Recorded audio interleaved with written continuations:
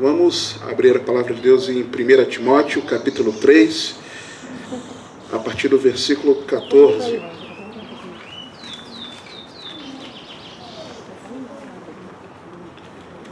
Bem, diz assim a santa e poderosa palavra de Deus.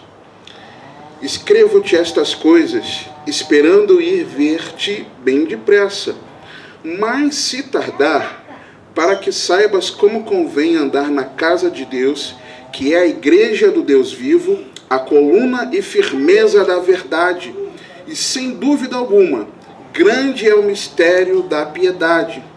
Deus se manifestou em carne, foi justificado no Espírito, visto dos anjos, pregado aos gentios, crido no mundo, recebido acima na glória. Amém? Só até aí, pode se assentar. Amados, nós ouvimos ainda agora um relato sobre como a mídia tem propagado engano, como a mídia tem propagado mentira, e aquilo que é a verdade dos fatos tem sido encoberto. Aquilo que é a verdade, a realidade nua e crua, ela tem sido colocada de lado, escanteio, para que o engano ele ganhe visibilidade. Nós estamos no tempo de muitos enganos, queridos. Enganos esses no contexto da vida cotidiana e também enganos doutrinários, doutrinas diabólicas. Em meio a esses tempos de muitos enganos, de doutrinas diabólicas, a igreja do Deus vivo, ela precisa preservar a verdade. Nós, como igreja do Deus vivo, precisamos preservar a verdade. A verdade precisa ser preservada, irmãos. Nós precisamos sustentá-la e expô-la, exibi-la. Nós precisamos apoiá-la e propagá-la. E que verdade é essa? A verdade é aquilo que o Pai revelou em seu Filho Jesus Cristo. Essa é a verdade que nós precisamos, custe o que custar, irmãos, preservar. Quando nós lemos esse texto aqui, se você adiantar um versículo do que nós estávamos lendo, Paulo escrevendo a Timóteo, ele diz algo muito interessante. Ele diz: mas o Espírito expressamente, talvez na tua versão esteja dizendo, ora, o Espírito expressamente, mas tem o mesmo significado. Diz que nos últimos tempos apostatarão alguns da fé, dando ouvidos a espíritos enganadores e a doutrinas de demônios. Então o que Paulo começou a falar? O seguinte, Paulo está fazendo uma ligação do que ele acabou de escrever com esse versículo, quando ele fala, mas, ou seja, em oposição ao que eu estou te dizendo, que eu acabei de te dizer, acontecerá isso aqui. E o Espírito Santo está dizendo abertamente. Não é algo, eu não sei se você já teve um sonho, que você até compreendeu que era um sonho profético, mas você não entendia exatamente o que estava acontecendo, o que Deus queria dizer. Talvez você tenha tido visões e você não compreendeu claramente aquilo que a visão compreendia, queria te dizer, te mostrar. Talvez você, meditando na palavra, você precisasse de um conhecimento de outros textos para você compreender melhor o que aqueles versículos ali estão te dizendo. E você, no momento, não teve expressamente a clareza daquilo que o Espírito Santo queria te dizer. Mas aqui, irmãos, o Espírito Santo estava alertando claramente. Paulo ele diz isso expressamente, abertamente. O Espírito Santo está falando que nos últimos tempos muitos apostatarão da fé. Por quê? Porque vão dar ouvidos a espíritos enganadores. E talvez, quando a gente lê aqui, a gente pense assim, os espíritos enganadores são aqueles que vão ensinar doutrinas erradas, diabólicas. Não, irmãos.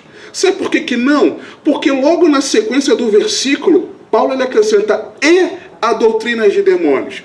Então dar ouvidos, que Paulo está escrevendo aqui, dar ouvidos aos espíritos enganadores, não é dar ouvidos àqueles que estão ensinando abobrinha, que estão ensinando doutrinas erradas. É um engano que existe no mundo.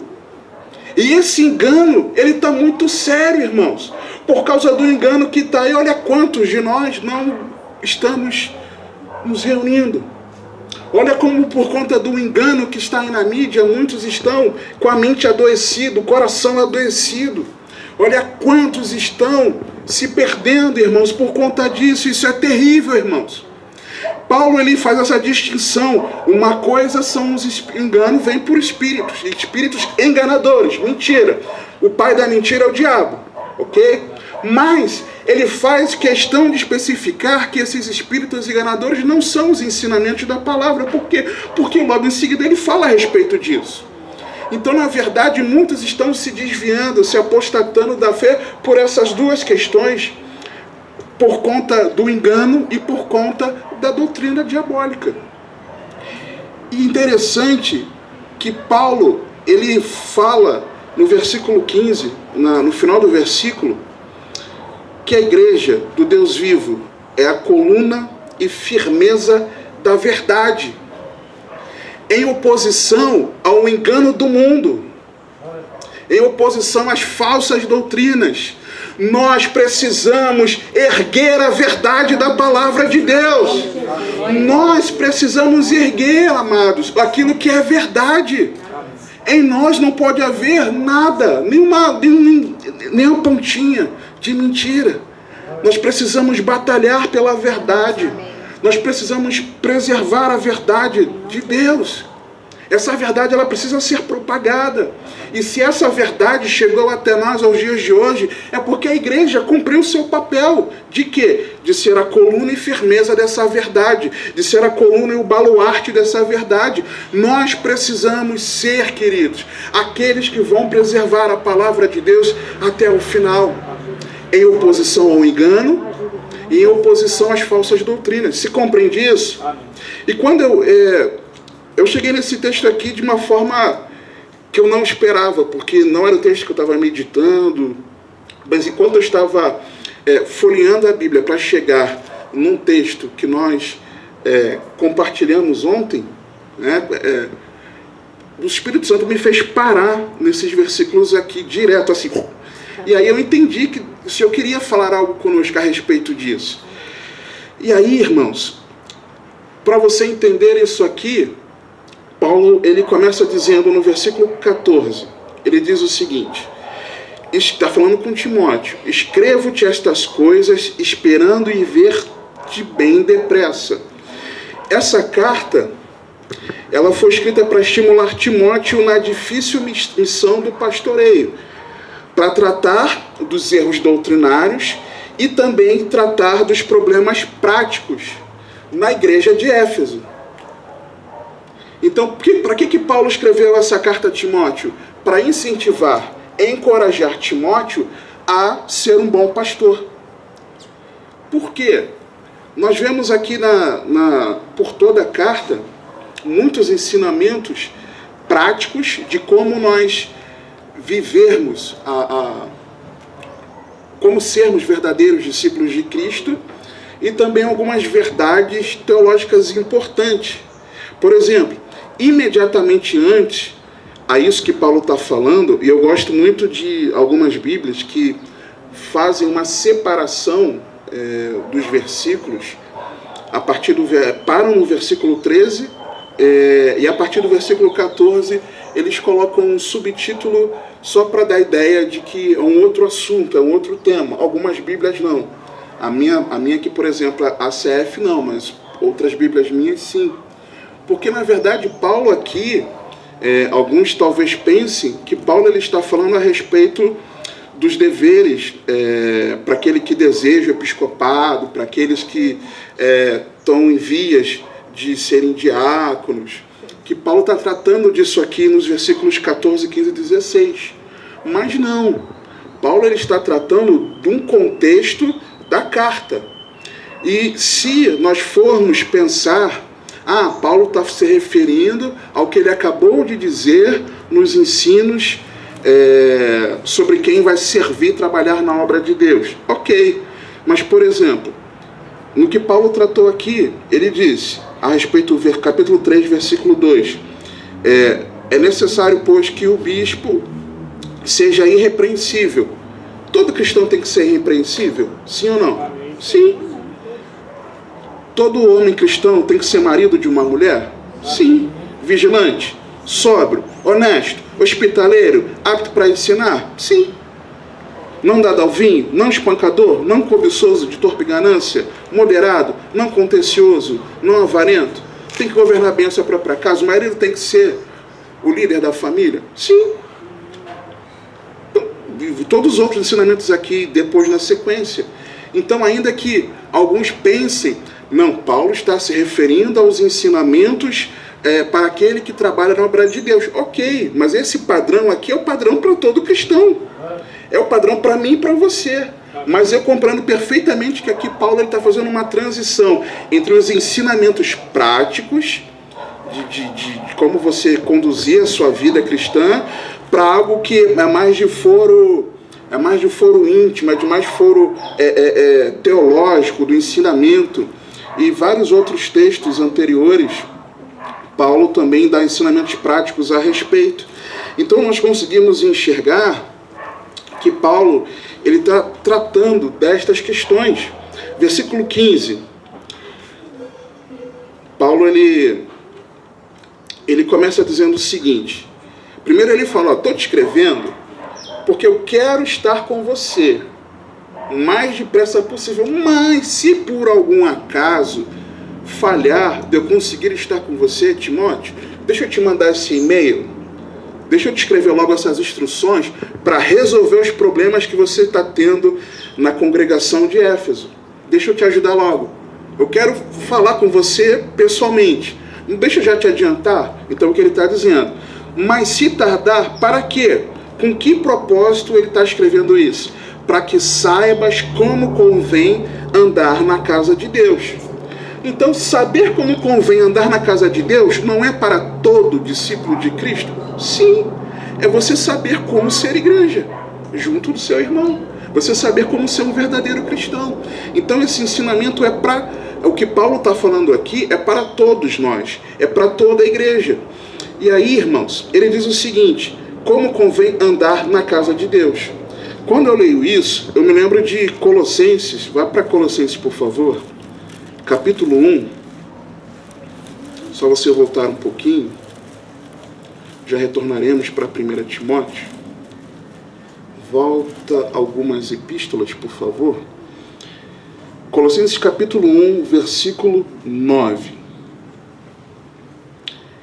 Por esta razão, nós também, desde o dia em que o ouvimos, não cessamos de orar por vós, e de pedir que sejais cheios do conhecimento da sua vontade, em toda a sabedoria e inteligência espiritual. Ou seja, conhecer a palavra, de fato, na verdade, mas com discernimento.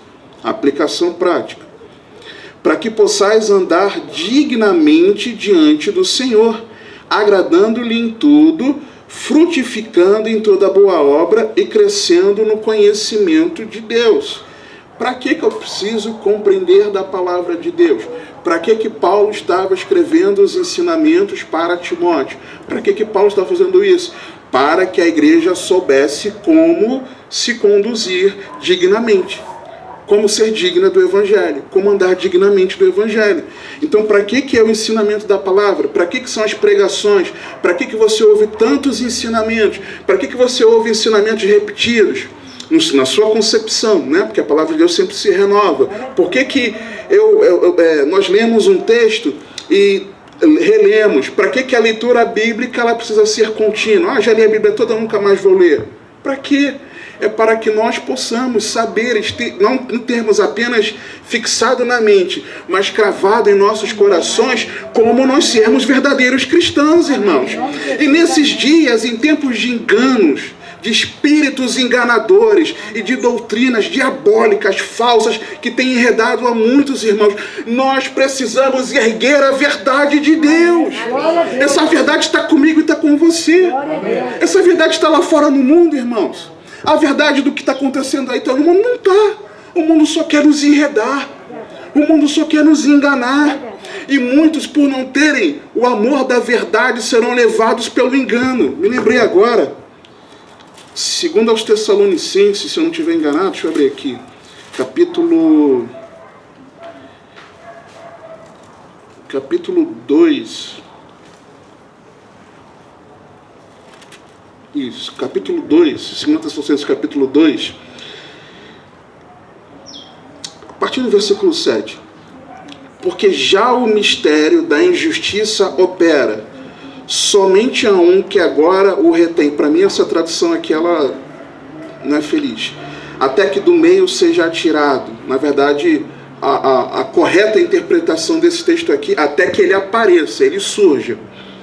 Então será revelado o iníquo, a quem o Senhor desfará pelo espírito da sua boca e aniquilará pelo esplendor da sua vinda. A esse cuja vinda é segundo a eficácia de Satanás, com todo o poder e sinais e prodígios de mentira, e com todo o engano da injustiça, para os que perecem. É para os que perecem. Olha o contraponto. Porque não receberam o amor de quê? Da verdade. Quem é o amor? Quem é a expressão do amor da verdade do Pai? É Jesus Cristo. Então a verdade que nós precisamos ter dentro de nós e preservar é Jesus Cristo. É que é a obra de Cristo. E por isso Deus não receberam o amor da verdade para se salvarem.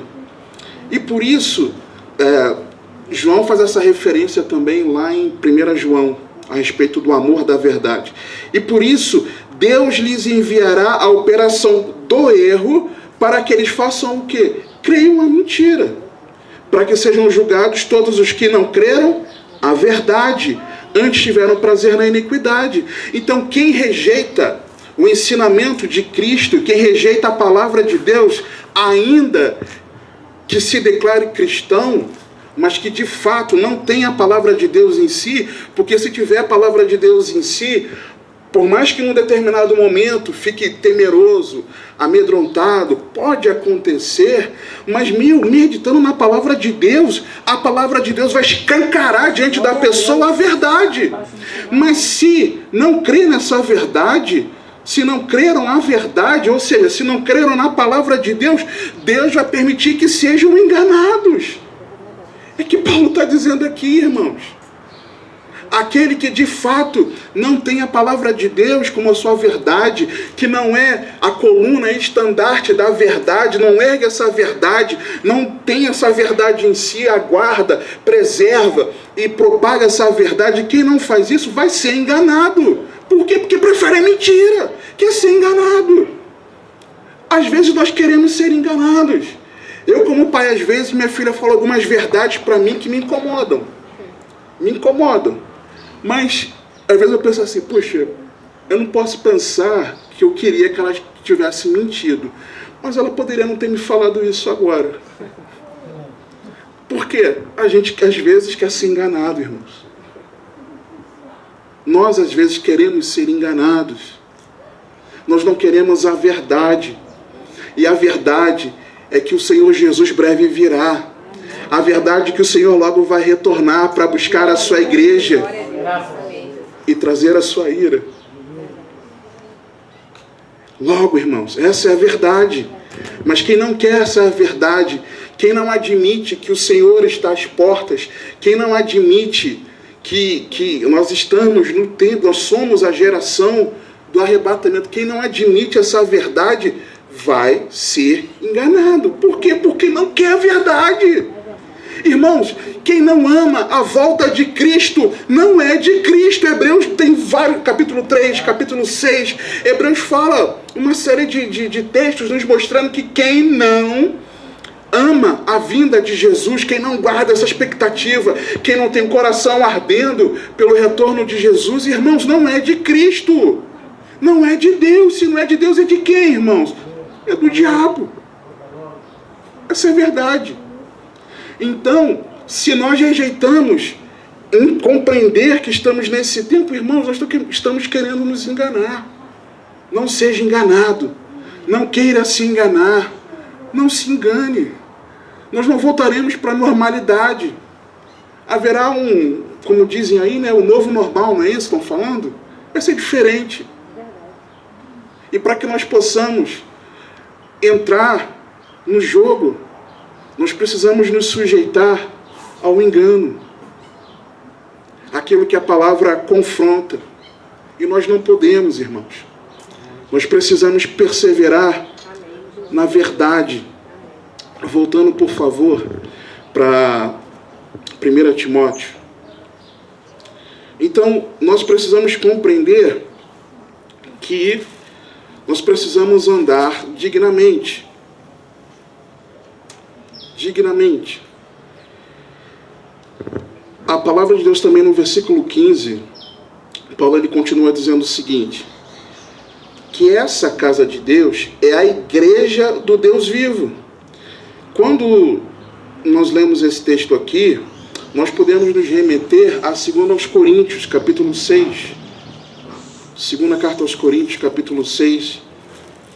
Porque Paulo ele fala a respeito disso aqui de uma forma muito contundente. Eu quero ler com você, por favor, a partir do versículo 14. Mas já retornaremos para 1 Timóteo, capítulo 3. A partir do versículo 14, Paulo ele começa a fazer uma série de oposições para exemplificar muito claramente, com N exemplos para nós, que não existe como você ou eu termos comunhão com aquilo que é o oposto a Deus. Ele começa dizendo assim, versículo 14: não vos prendais a um jugo desigual com os infiéis, porque sociedade tem a justiça com a injustiça. Então, é claro que não é o foco aqui da pregação de hoje, mas se nós pegarmos a tradução de cada termo desse, sociedade, comunhão, concórdia, parte, consenso, nos versículos seguintes que nós vamos ler, fica muito mais claro, muito mais evidente para nós. Mas apenas lendo aqui no português, literalmente como está escrito aqui, nós já conseguimos compreender o seguinte: porque que sociedade tem a justiça com a injustiça? O que é sociedade? Sociedade, e aí Paulo lhe dá o exemplo, prendais ao jugo. O jugo é aquilo que era usado para prender os bois e associar um ao outro. Associar, estar ao lado. Então a sociedade aqui, da justiça com a injustiça, é você que é justo andar ao lado do injusto. É você que pratica, ou deveríamos praticar a justiça, de vez em quando ao nosso lado está a prática da injustiça. Não pode haver sociedade. Não há como associar. Não tem como colocar junto. Você está entendendo? Então a sociedade é isso. Não tem como estar junto justiça com injustiça. E que comunhão tem a luz com as trevas. Comunhão já é um pouco diferente. Comunhão já é mais profunda. Uma coisa é você estar ao lado. Eu coloco aqui uma mão ao lado da outra. Outra coisa é eu entrelaçar meus dedos. Eu estou em sociedade, as mãos estão em sociedade, as mãos estão em comunhão, compreendeu? É um pouco mais, é um estágio mais profundo. Então, como é que a luz vai ter comunhão com as trevas? Você olhando aqui, você consegue enxergar a luz do sol em comunhão com a sombra? Você está enxergando? Eu não estou enxergando. Onde o sol está batendo não tem sombra, não tem treva. Então, onde tem luz, não tem treva, porque treva e luz não se misturam. É isso que ele está dizendo. E depois, e que concórdia há entre Cristo e Belial? Concórdia com mesmo, córdia, coração, a mesma disposição. Como vai ter o mesmo propósito? Cristo e Belial não, são propósitos totalmente diferentes. Então, que propósito você pode ter em comum? Como você pode concordar com o propósito de alguém que não é de Cristo? Não tem como haver concórdia, não tem como ter o mesmo coração, o mesmo coração, não tem como ter o mesmo propósito, o mesmo objetivo. Ou que parte tem o fiel com o infiel? Não tem. E que consenso tem o templo de Deus com os ídolos? Consenso, o mesmo pensamento. Quando você diz, quando alguém comete um desatino, uma loucura, algo assim impensado, você não pensa, puxa, que insensato fulano foi ao permitir aquilo, que insensata foi aquela atitude. Ou seja, não teve o mesmo senso, né? Foi insensato, não teve, ou seja, não era coerente. A atitude da pessoa não foi coerente com o discurso dela, normalmente. Foi incoerente, foi insensato, você não esperava aquilo. Foi algo insensato. Alguém naquelas condições não poderia pensar daquela forma. Mas que consenso? Como você consegue conceber? A ideia é essa. Como você consegue conceber, ter a ideia, imaginar que no templo de Deus se coloque ídolos? Você não consegue. É inconcebível. É isso que o texto está querendo dizer aqui. E aí, Paulo continua. Porque vós sois o templo do Deus vivente, como Deus disse, neles habitarei, e entre eles andarei, e eu serei o seu Deus, e eles serão o meu povo. Por isso, saí do meio deles, e apartai-vos, diz o Senhor, e não toqueis nada imundo, e eu vos receberei. E eu serei para vós pai, e vós sereis para mim filhos e filhas, diz o Todo-Poderoso. Então Paulo está dizendo o seguinte, não tem como, você é a igreja dos Deus vivos, você não pode andar dessa forma. Lembra que ele acabou de falar, nós lemos no versículo 15 do capítulo 3 de 1 Timóteo? Para que vocês saibam como deve andar a igreja do Deus vivo. Então, como igreja do Deus vivo, nós precisamos saber como nos portar, irmãos. E cada vez mais ficará notório aquele que é justo e aquele que é injusto. Irmãos, vou falar um negócio que talvez para você seja muito triste, mas a gente precisa alertar. Tem familiar seu que vai ficar para trás. Tem familiar seu que vai para o inferno. Tem familiar meu que vai para o inferno. Tem pessoas que nós amamos que vão para o inferno. Tem pessoas que nós amamos que vão nos denunciar. Tem pessoas que nós amamos que vão abrir o bico. Talvez pensando fazer o bem, mas muitos na maldade. Porque o Senhor vai permitir que isso aconteça, que o coração delas se encha da maldade.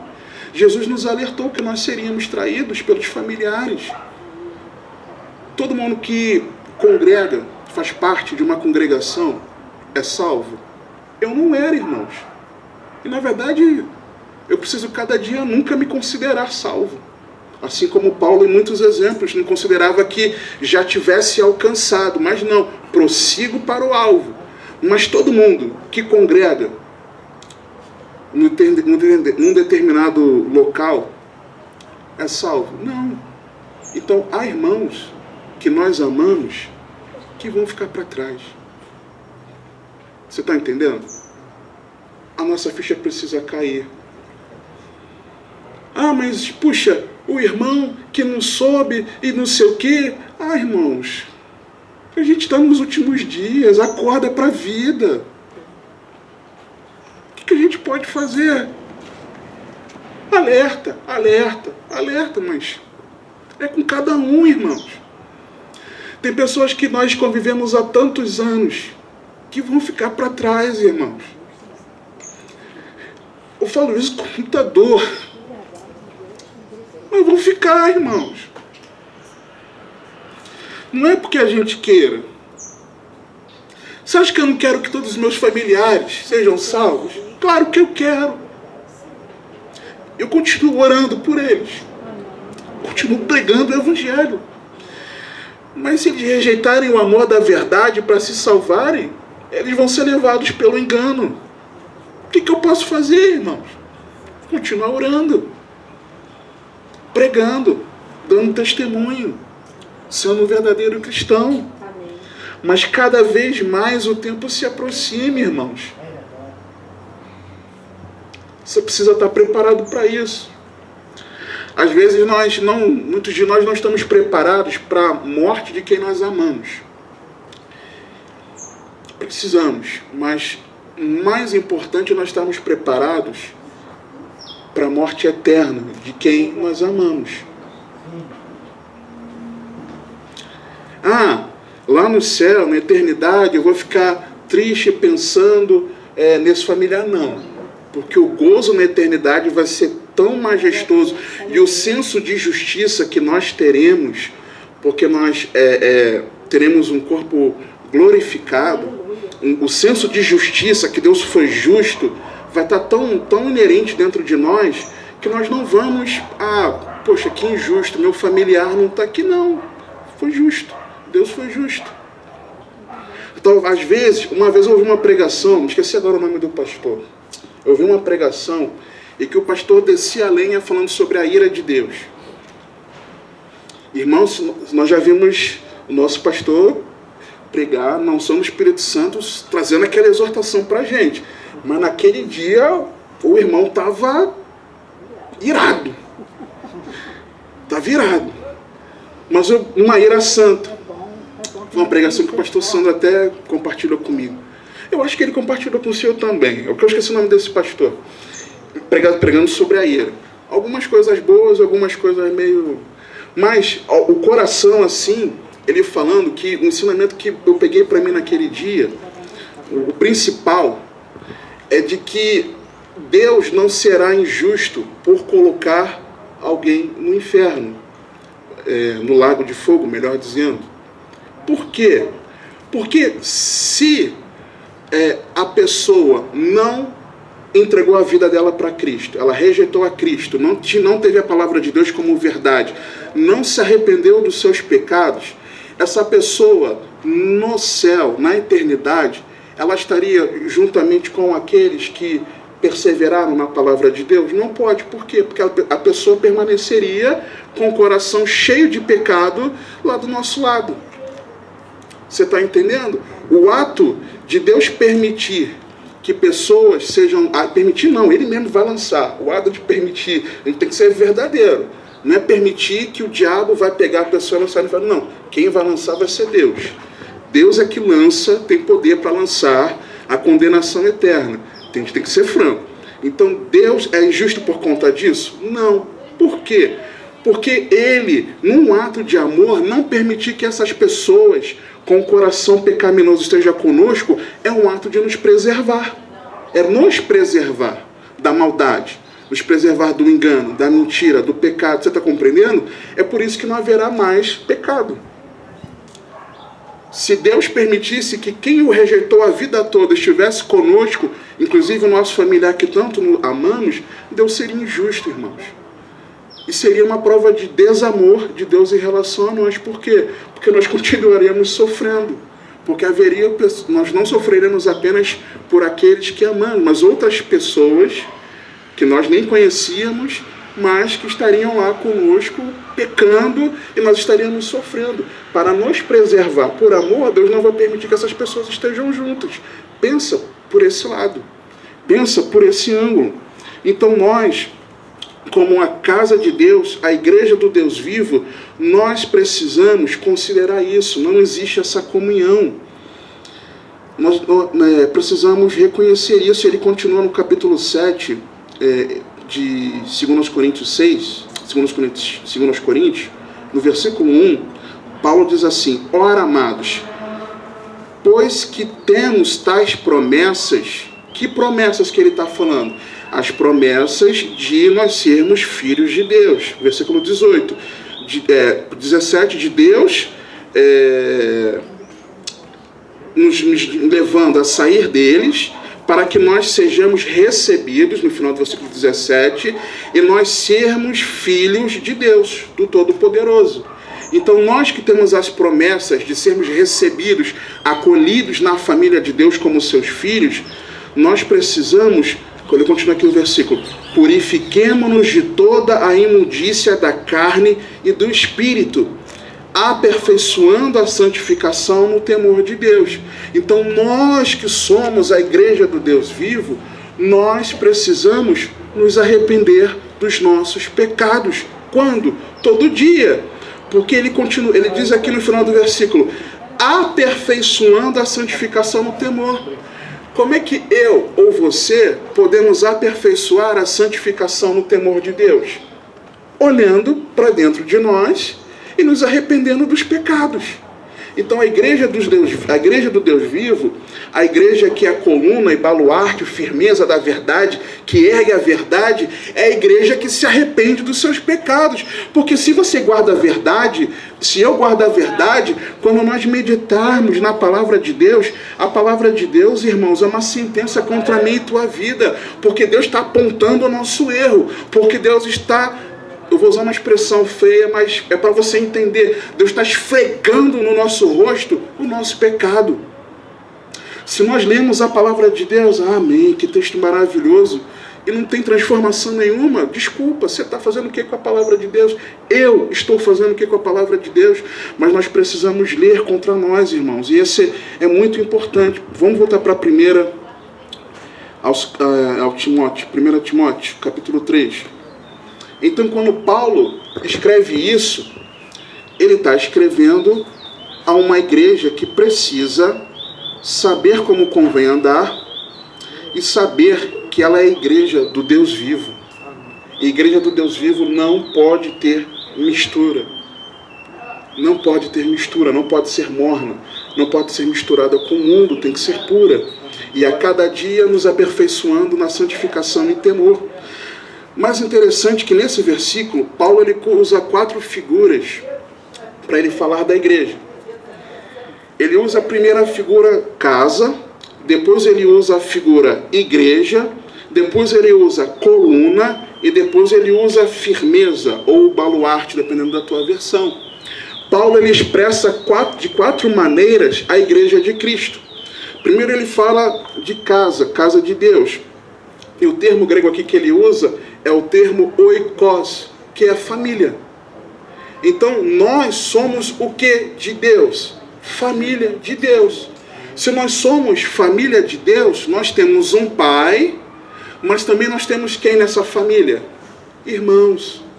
Então, a igreja que preserva a verdade é a igreja que ama o pai, um amor vertical, mas ela também ama horizontalmente os seus irmãos.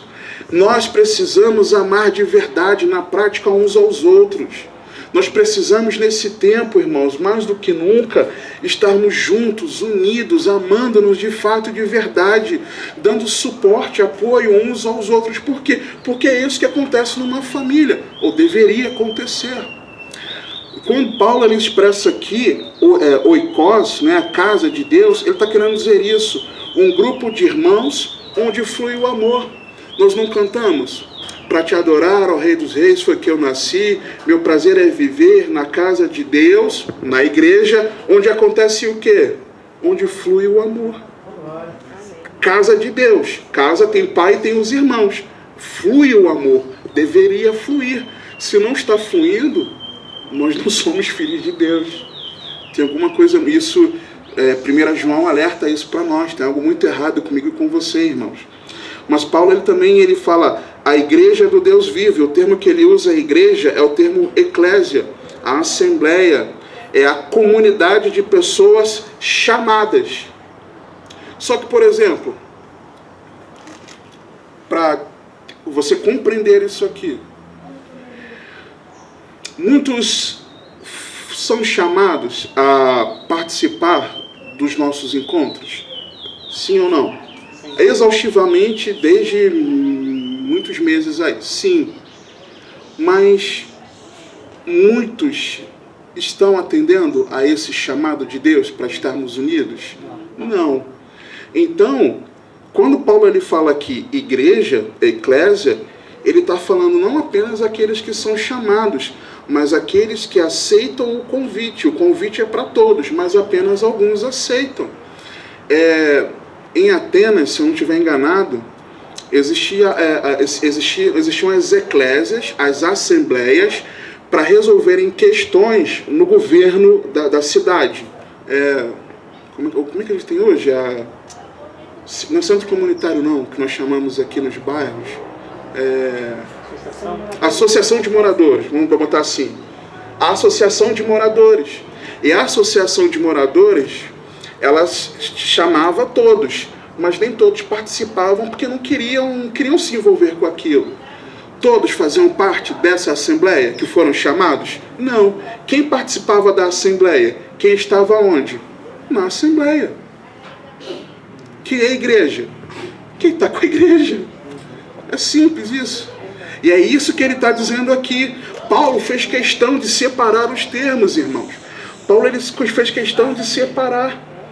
Mais um termo que Paulo usou aqui, ele usou a coluna da verdade.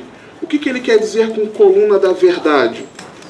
É interessante, irmãos, porque o termo aqui é o termo stulos, que quer dizer suporte, pilar. Só que Paulo, não esqueça o seguinte, lembra que eu falei que Paulo está escrevendo a carta a Timóteo, e Timóteo estava pastoreando a igreja em Éfeso, e pastoreando a igreja em Éfeso, você precisa ter em mente o seguinte, Paulo está escrevendo a um pastor que vai cuidar, aconselhar, pregar, ensinar, discipular irmãos de uma cidade que era muito conhecida, principalmente, tinha como sua grande glória o templo da Diana dos Efésios. Atos 19 e 28, Atos capítulo 19, é um texto onde a gente vê muito firme ali, Lucas relatando a respeito daquilo que, como a igreja agia. Eles, há um exemplo de que que aquela reunião no templo de Diana, eles, por cerca de 2 horas, eles estavam louvando e glorificando a Diana dos Efésios. Eles eram fervorosos na sua devoção a ela. E esse templo era considerado uma das 7 maravilhas do mundo. Ele era considerado uma das 7 maravilhas. E nesse templo existiam 127 colunas. Cada coluna dessa foi presenteada por um rei. Então é como se fosse Donald Trump presenteou com uma coluna. Jair Bolsonaro presenteou com outra. Nicolás Maduro com outra. A Angela Merkel presenteou com outra. Rainha Elizabeth presenteou com outra. E assim vai. Emmanuel Macron presenteou com outra. Então 127 reis presentearam aquele templo com uma coluna. Isso significava que 127 reis adoravam a Diana dos Efésios. E isso até acontece hoje em dia, mas não exatamente lá. Acontece em alguns outros tipos de adoração, que às vezes são ocultas, às vezes são escancaradas. Acontece muito isso ainda hoje em dia.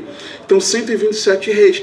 E muitas dessas colunas, elas eram revestidas de ouro. Eram colunas que tinham revestimento de ouro.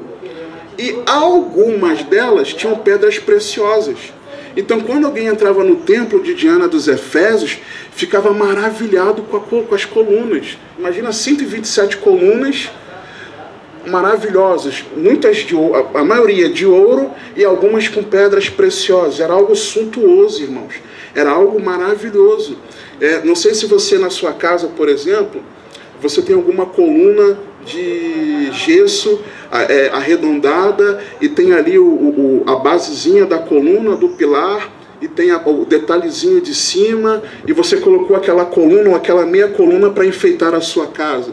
Talvez você já tenha ido a lugares que você chegava nesses lugares, tinha uma coluna dentro do lugar, ou 2 ou mais, mas que você não enxergava sustentação para o prédio, mas eram colunas para embelezar. Algumas igrejas têm colunas, né, dentro dos seus locais de culto. Por quê? Só para embelezar, não para dar a sustentação.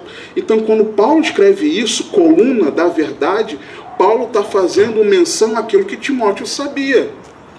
Porque coluna para eles era algo muito valorizado. Então, quando Paulo ele escreve isso, ele está querendo dizer que era uma coluna de exibição. É algo que exibia. E quando lembra, por exemplo, você deve ter visto filmes, vídeos, já deve ter ido a museus, a locais, onde você tem colunas colunas normalmente até essa altura aqui é assim mesmo, né? Talvez. E por cima da coluna uma estátua, um busto em homenagem a alguém, uma escultura. Por que eles usam a coluna? A coluna está sendo usada para dar suporte a uma edificação? Não. Mas ela está sendo usada simplesmente para exibir algo, para expor algo. É apenas uma banqueta para exposição. Então, quando Paulo ele escreve isso, ele está querendo dizer exatamente isso. Está querendo dizer que a igreja deve ser aquela que vai expor, erguer a verdade, expondo ela, exibindo a verdade. Você está entendendo? Não é o contexto de dar o suporte, de dar o fundamento, porque senão ele não teria escrito o termo seguinte. Ele escreve o termo firmeza da verdade, o termo seguinte. Senão não faria o menor sentido ele escrever isso. O que é a firmeza? Talvez na sua Bíblia, ao invés de firmeza, ao invés de baluarte, talvez esteja escrito fundamento. Não sei, mas o termo quer dizer exatamente isso. Então a coluna não é o que dá o fundamento, o suporte. A coluna é aquilo que é exposto para exibir. Porém, é o termo edraiomá. É o fundamento, é o alicerce. Ela não só exibe, mas ela é o alicerce. O alicerce é o que dá o sustento a um edifício, mantendo um equilíbrio. Então a igreja, Paulo fez questão de dizer aqui, igreja, vocês são a família de Deus, vocês são a Assembleia dos Santos, vocês são a coluna, aqueles que exibem, e vocês são o alicerce, aqueles que dão a sustentação para essa verdade. Se a igreja não existisse, irmãos, durante todos esses 2 milênios, praticamente, a igreja, se ela não existisse, nós não teríamos essa verdade. Porque a igreja é que Deus, por meio de sua igreja, preservou a verdade, preservou os ensinamentos, preservou. E aí, irmãos, vou adiantar aqui. E aí nós precisamos entender o que ele então quer dizer com o versículo 16. O que Paulo quer dizer no versículo 16 que nós lemos? E sem dúvida alguma, grande é o mistério da piedade. Deus se manifestou em carne, foi justificado no Espírito, visto dos anjos, pregado aos gentios, crido no mundo, recebido acima na glória. Quando Paulo ele faz isso, por isso que eu disse que eu vejo como uma transição. Paulo ele tinha acabado de falar de atitudes práticas, o que o cristão precisa fazer na prática. A partir de agora, ele está começando a colocar a base da piedade.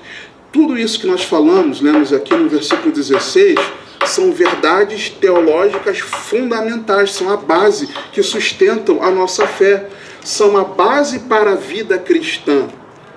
Primeiro, anteriormente, ele estava falando das atitudes da vida cristã. Agora ele está falando qual é a base da vida cristã. E no ritmo que Paulo coloca aqui, ele escreve, é interessante, irmãos, porque muitos estudiosos compreendem que Paulo, quando faz menção a esse texto, ele está usando um fragmento de um hino cristão primitivo, um louvor. Isso aqui é um louvor, é o trecho de um louvor. Nós, por exemplo, nós não cantamos algumas verdades bíblicas nos louvores ainda há pouco. Paulo estava escrevendo isso aqui. As verdades da palavra, as verdades bíblicas que a igreja usava em forma de louvor. Então, quando ele começa escrevendo, Deus se manifestou em carne. Aqui Paulo está explicando que verdade é essa. Deus se manifestou em carne, né, em forma de poesia, né, de música, em que os cristãos entoavam, demonstrando a sua fé. Paulo está falando da encarnação do Senhor Jesus. 1 Pedro capítulo 1, versículo 18.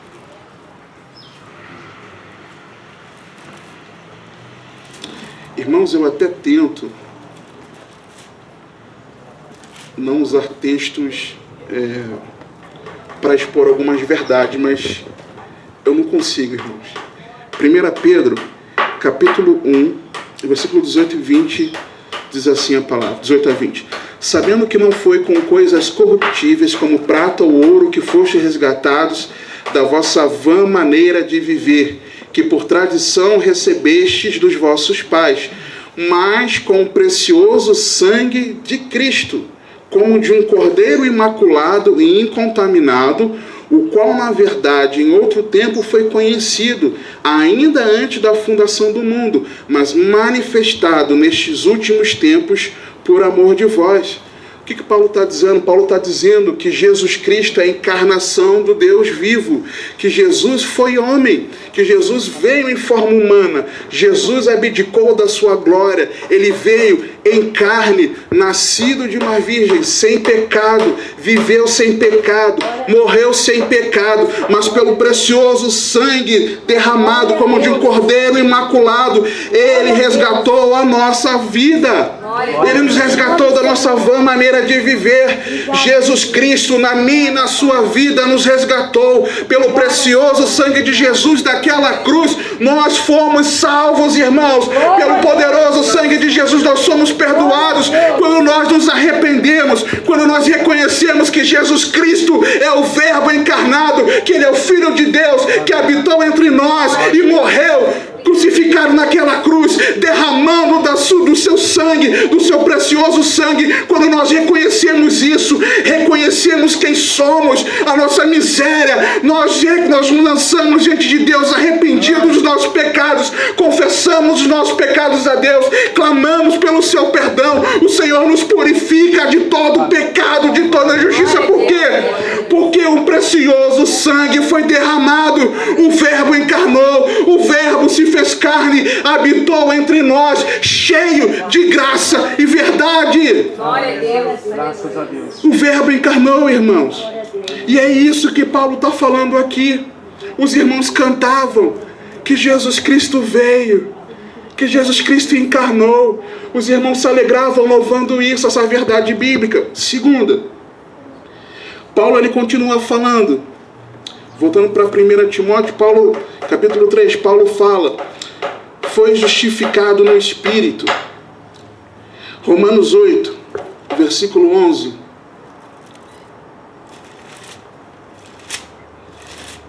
Há alguns que defendem que Paulo está fazendo menção aqui a talvez três coisas. A primeira, de que Jesus Cristo, ele por ter o Espírito Santo, ele foi guiado pelo Espírito Santo e viveu sem pecado. Há aqueles que defendem isso, que o texto está dizendo isso.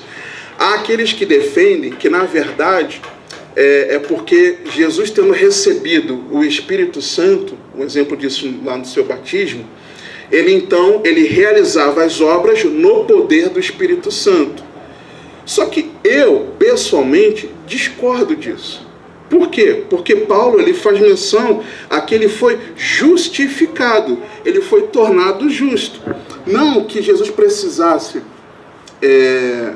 ser justificado porque tinha pecado.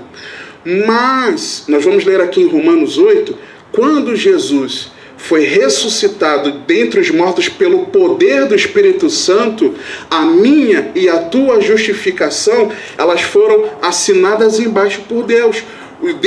Deus comprovou para mim e para você que ele aceitou o sacrifício perfeito de Cristo na cruz quando ele, pelo Espírito Santo, ressuscitou a Cristo. Ou seja, eu reconheço que não havia pecado algum em Cristo, ele é justo, e por isso então eu estou ressuscitando dentre os mortos. E se ele foi o sacrifício perfeito, se vocês crerem nesse sacrifício, arrependidos dos pecados de vocês, eu então justificarei vocês. É isso que Paulo quer dizer aqui. Romanos 8, versículo 11. E se o Espírito daquele que dentre os mortos ressuscitou Jesus habita em vós, aquele que dentre os mortos ressuscitou a Cristo, também vivificará os vossos corpos mortais pelo seu Espírito que em vós habita. Então aqui em Romanos, Paulo está dizendo, olha, o Espírito Santo ressuscitou a Cristo. Se Jesus ressuscitou, esse mesmo Espírito naquele grande dia vai trazer vida a esse corpo mortal de vocês. Esse corpo vai ser transformado. Ainda que vocês morram, mas se vocês estiverem em Cristo, vocês ressuscitarão naquele grande dia. Mais uma verdade vista dos anjos. Alguns afirmam, me defendem, e eu concordo, de que esse visto dos anjos aqui, ou contemplado, dependendo da tua versão, é de que, na verdade, no ministério de Jesus aqui na terra, Jesus era visto pelos anjos, de fato, como você e eu também somos vistos, como eu creio que há anjos do Senhor aqui, juntamente conosco, e estavam adorando ao Senhor conosco ainda agora. Então, por exemplo, na tentação de Jesus, após a tentação, os anjos não serviram ao Senhor? Como é que os anjos serviram ao Senhor? Porque eles estavam lá vendo. Outro exemplo disso, no Getsemane, Jesus estava lá orando, aflito, contrito, derramando-se, até suando gotas de sangue.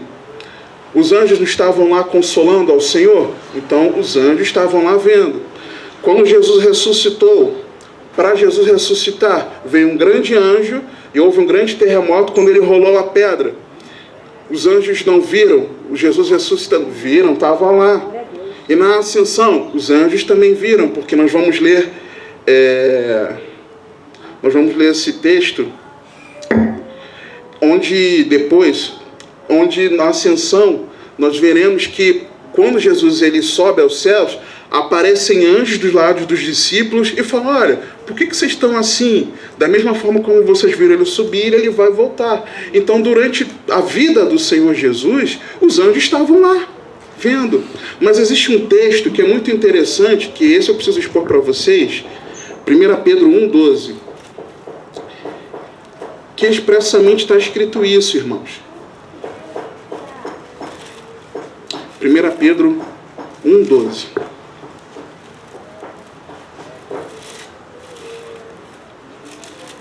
Olha que interessante, esse contexto está falando de nós guardarmos a esperança da nossa salvação, e o fim da nossa fé é a salvação das nossas almas.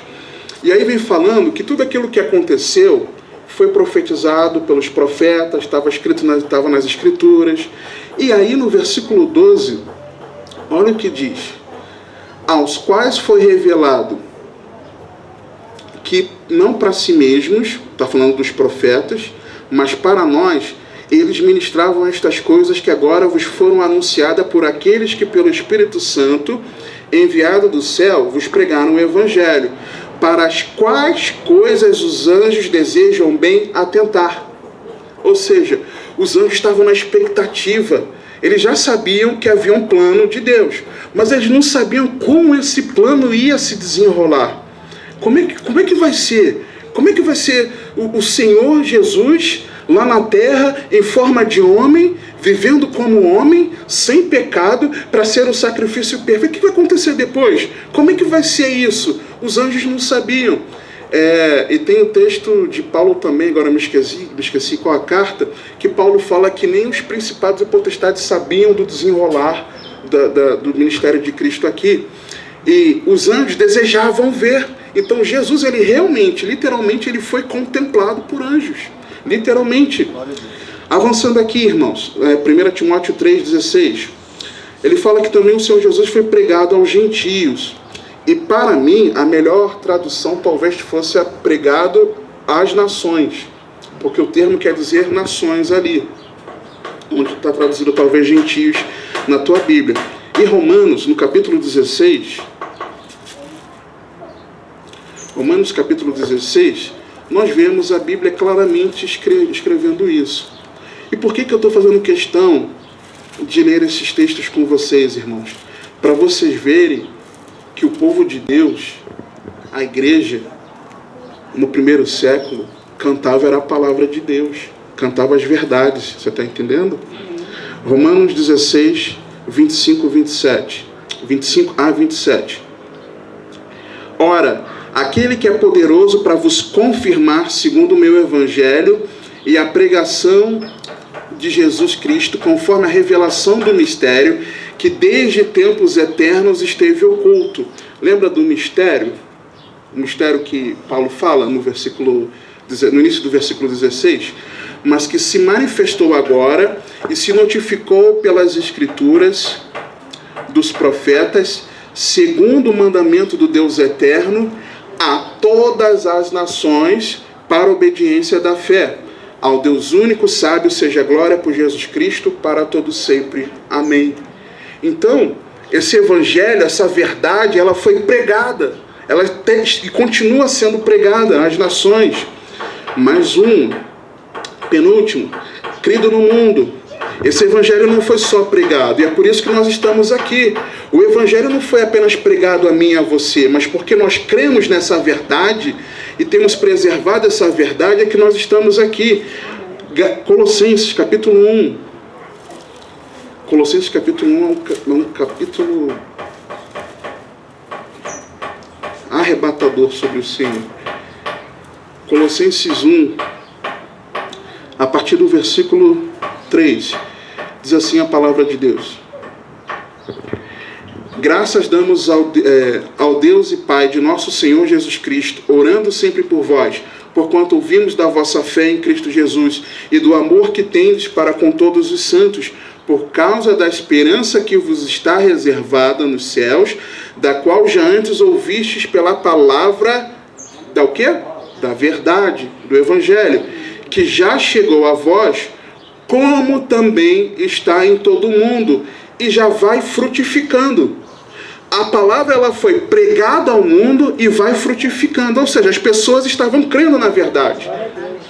Como também entre vós, desde o dia em que ouvistes e conhecestes a graça de Deus em verdade. Então esse evangelho ele também foi crido. E para finalizar, recebido, a parte G do versículo 16 de 1 Timóteo 3, recebido na glória. Marcos 16, 19. Nós encerramos nesse último tópico. Marcos 16, 19.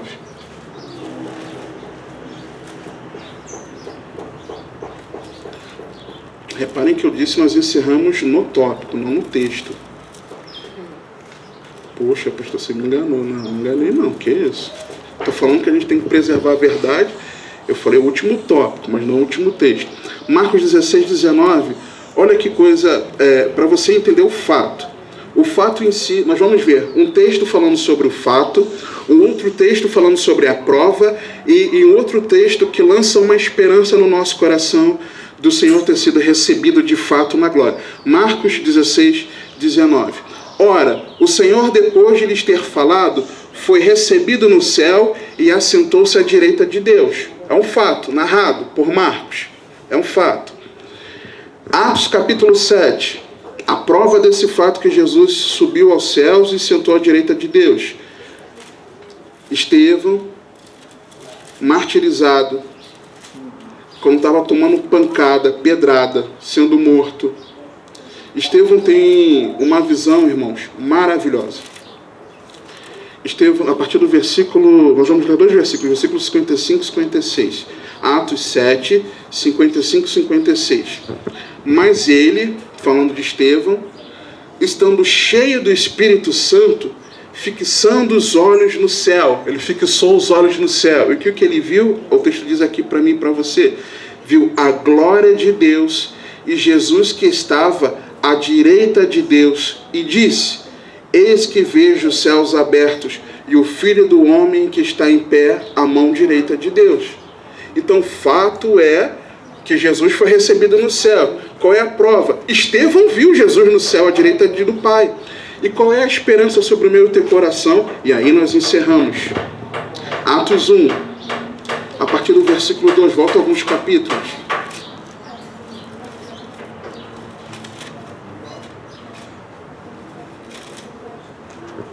E aí eu já peço o Jefferson para deixar na agulha.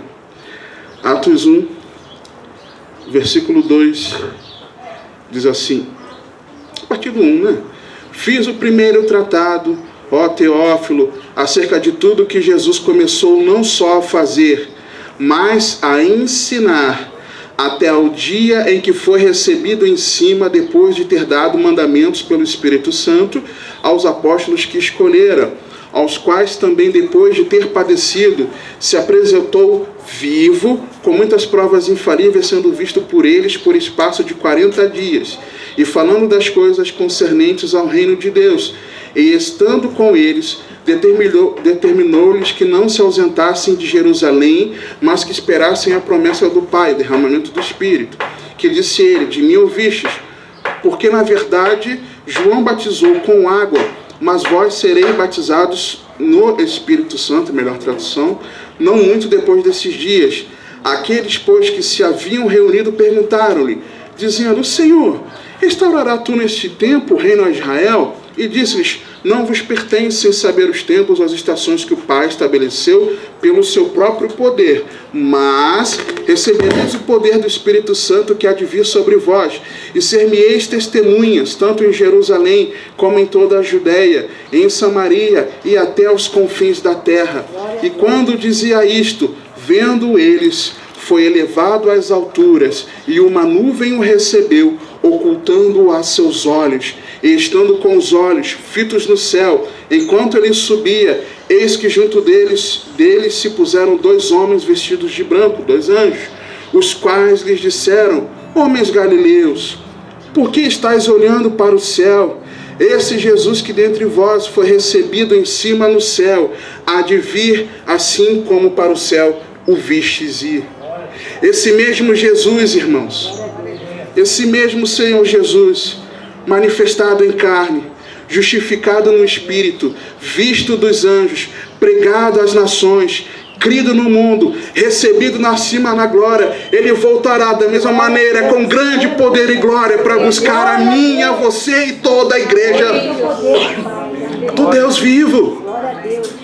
E nesse tempo do fim, nesses últimos dias, com tanto engano, muita mentira, muito engano, pessoas sendo levadas pelo engano, nós precisamos erguer a verdade.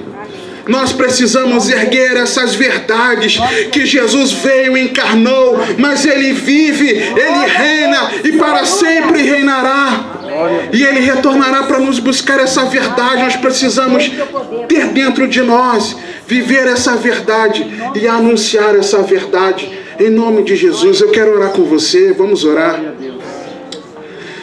Pai, em nome de Jesus, te dou graças pela alegria, Pai, de nós compreendermos essa verdade. O mistério da piedade que foi revelado a mim e a todo aquele que crer, Senhor, nessa verdade. Pai, que nós sejamos de fato a casa de Deus. Amém. Que nós sejamos uma família em Cristo Jesus, que tem o Pai como nosso Pai, temos os nossos irmãos, onde flui o amor, Pai. Que nós sejamos a igreja, a assembleia, a eclésia, onde, Pai, aqueles que são chamados dão ouvidos ao chamamento e fazem parte da assembleia, Senhor.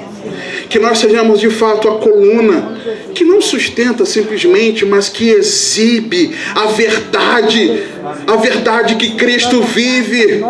Que nós sejamos a sustentação, a base, Pai, para que essa verdade ela permaneça até o fim, Pai. Que nós possamos viver, compreender o mistério da piedade que Jesus encarnou, Senhor. Que nós possamos crer nessas verdades, que o Senhor foi justificado no Espírito, Ele ressuscitou ao 3º dia e vive está eternamente, que Ele foi visto pelos anjos, Senhor, que Ele foi pregado às nações, que Ele foi crido no mundo e que Ele foi recebido junto a Ti, Pai, na glória, e Ele retornará. Ah, Pai, que essas verdades estejam nos nossos lábios, assim, Pai, como os nossos irmãos ali naquele tempo cantavam essas verdades, que nós possamos ter essas verdades dentro de nós e a anunciarmos como verdade, que a verdade da Tua palavra, Pai, ela permaneça até o fim em nós, para a glória do Teu nome, Pai.